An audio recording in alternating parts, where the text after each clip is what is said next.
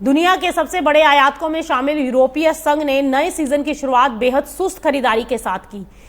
ऐसे में सवाल है कि क्या सोयाबीन बाजार में मांग की कमजोरी अब कीमतों पर और दबाव बढ़ा पाएगी, क्योंकि यूरोप से आए ताजा आंकड़े यही इशारा कर रहे हैं।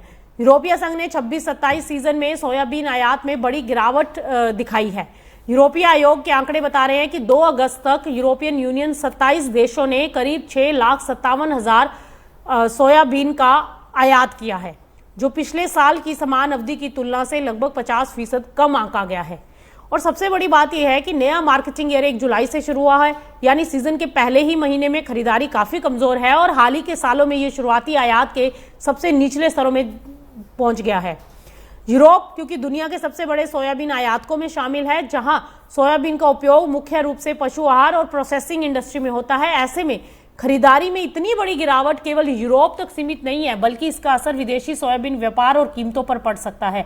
जानकार कह रहे हैं कि फिलहाल सोयाबीन बाजार को मजबूत तेजी देने वाले फैक्टर्स कम नजर आ रहे हैं। ऐसे में जब दुनिया के बड़े खरीदारों में से एक यूरोप जब अपनी खरीद घटा रहा है, तो अंतर्राष्ट्रीय कीमतों पर दबाव बढ़ सकता है।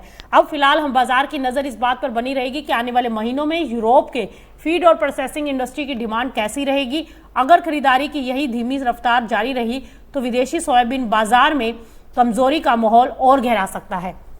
अब यह खबर भारत के लिए कैसे महत्वपूर्ण है, क्योंकि यूरोप की कमजोर मांग से अंतर्राष्ट्रीय सोयाबीन और सोया मील की कीमतों पर दबाव पड़ सकता है और इसका असर सीधा भारतीय सोयाबीन किसानों, सोया प्रोसेसर और एक्सपोर्टर्स पर भी देखने को मिल सकता है। वहीं खाद्य तेल बाजार पर भी इसका इनडायरेक्ट इफेक्ट आ सकता है।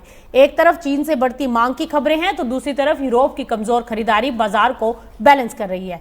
ऐसे में आने वाले हफ्तों में सोयाबीन बाजार की दिशा काफी हद तक विदेशी मांग के रुझान पर निर्भर करेगी।